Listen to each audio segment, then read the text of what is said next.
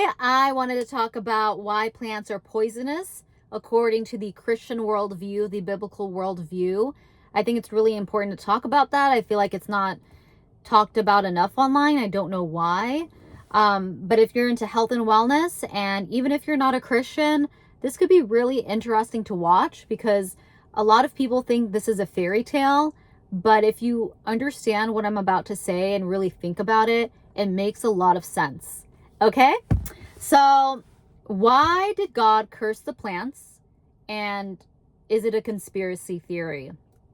So, a long time ago, there was a man named Adam, and there was a woman named Eve. The first human beings on this earth were Adam and Eve, and they were in the Garden of Eden. It was like a small section on the planet Earth, and it was that land, that region was called Eden.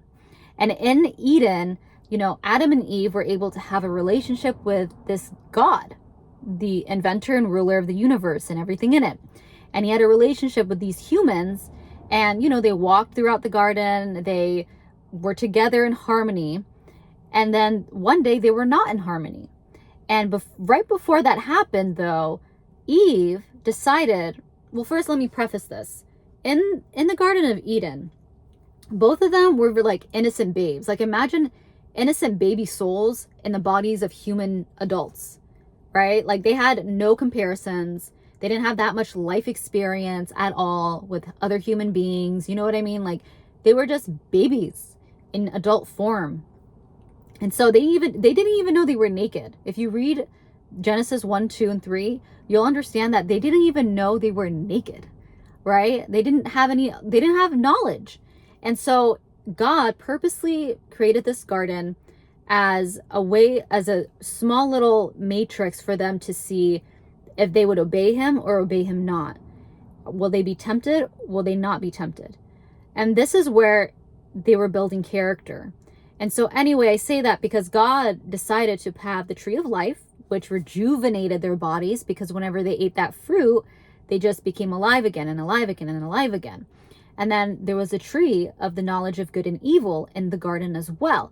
And that was off limits. God told them, and I'm paraphrasing, God told them that if they even ate it, they could touch it. He didn't even say they could touch it, but he didn't even say they couldn't touch it. But he did explicitly say, if you eat from the tree of knowledge of good and evil, you will surely be like him, because they'll have all the knowledge, but they will also die. Now, he didn't mean like an immediate death, but he did mean like your bodies will degrade, as you'll see if you read on in Genesis. And so, sorry, I'm smiling because this is just so fascinating to think that when God saw that Adam and Eve disobeyed him, he decided that as punishment, they would be casted out of the garden because they chose somebody else. They chose the serpent who spoke to them about this, fruit from the knowledge of good and evil. And they turned their backs on God, and God decided to kick them out of the garden. So he kicked them out of the garden. So they didn't have the tree of life anymore. They didn't have that tree to rejuvenate their bodies over and over and over again. So now their bodies were slowly degrading. So they had no knowledge of like death. They didn't know what that meant. They didn't know the definition of that. But now they were starting to, because they felt it, I'm sure, when the tree of life was no longer there. Because imagine eating from the tree of life, and you're eating all this fruit and all this sugar, and then you eat from the tree of life separately. It rejuvenates your body. You don't have diabetes, heart disease, blah, blah, blah. So you can eat whatever you want. I wish we had that still. So anyway, so they're kicked out of the garden. God is no longer in harmony with them. They no longer have a relationship with God because they chose to not have a relationship with God. And they're now off by themselves to fend for themselves in the other parts of the world. And God took away the Garden of Eden, took away the tree of life, put it somewhere safe. And he also cursed the ground. So when he cursed the ground, he also cursed the roots, right? It includes the roots and everything underneath it. So anything beneath the ground is cursed. So fruits, vegetables that grow from it, even trees grow from it, and all of it that's growing from the ground is cursed. And he did that on purpose because even though Adam was taking care of the garden, that was his job. If you read Genesis, that was his job, taking care of the garden, and growing the garden, naming the animals and plants and blah, blah, blah. Now he still had to do the same labor from the ground, but it would be harder, God said, way, way harder for him to grow plants and vegetables and fruits from the garden of some other region. So I find that interesting, because if you look at plants, seeds, certain vegetables, like, they created their own defense chemicals that are poisonous on purpose. Because imagine the Garden of Eden. They didn't have to do that because there was no predators. They were safe. They were in harmony with God too. But now even the plants, anything that's growing from the ground, are not in harmony with God. They're cursed. So when you see these defense chemicals in these plants, vegetables and fruits and nuts and seeds, you can understand that now. Well, I don't think there's defense chemicals in fruits, but in nuts, seeds, and vegetables there are. But like oxalates are in a lot of almonds. They had to do that to fend for themselves because they can't run away. They can't fight the predators, so they have to protect themselves by creating this defense chemical. And that only happened after, the fall of Adam and Eve, because now the world is different for them, and everything, any living being, created by God, it's different. And I find that fascinating when God cursed the ground, because I think it's why some of us are affected negatively by plants and vegetables and even sugar, and others are more negatively affected, severely so. And I think it has to do with our genes being degraded over time, like not having the tree of life to rejuvenate our genes. And also, if you imagine Adam and Eve, like, they were the first pure genetic code beings there was.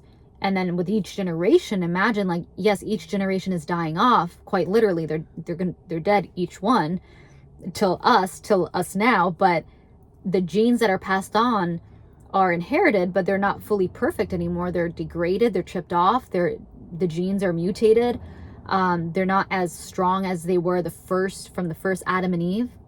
It just nobody's genes are as strong as the first Adam and Eve, because they were the ones that were having the tree of life by their side almost every day. I don't know how many days that was, but it doesn't state that, unfortunately. But I think that was quite interesting to compare to what's going on with our bodies and how we are affected by plants and vegetables and fruit, and nuts, and to see how it even goes all the way back to these historical figures named Adam and Eve, the first human beings in the Garden of Eden, right?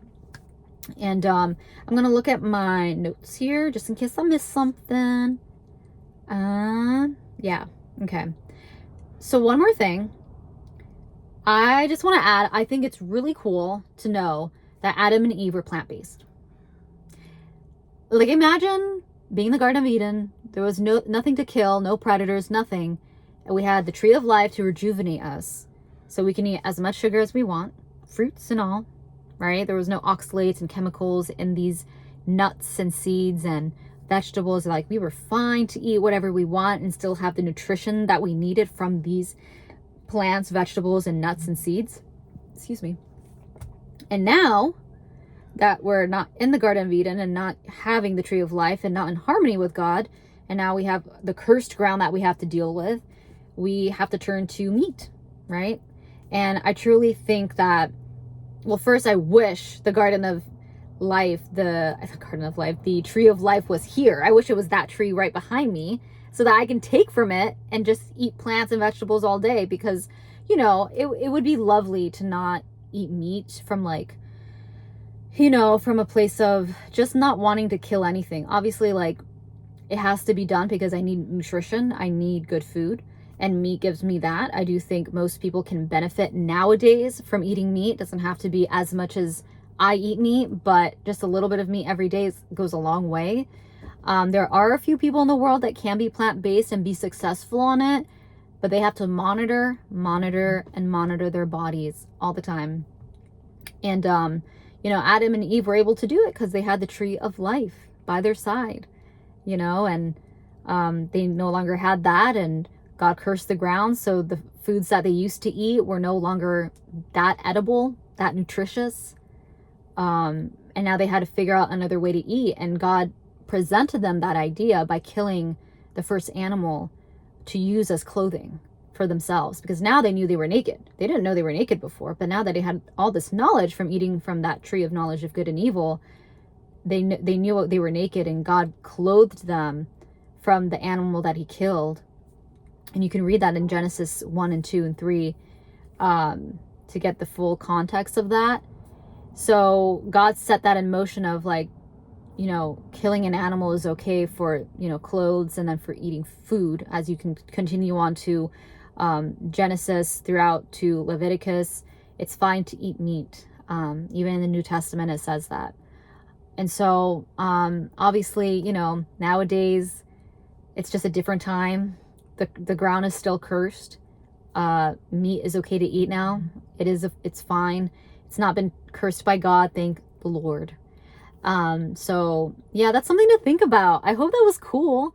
I know that's not like the most hopeful video, I guess, but we have ways to be healthy as a plant-based eater, especially nowadays with all these options and supplements, but we also have the option to eat meat and, to still be healthy despite God cursing the ground.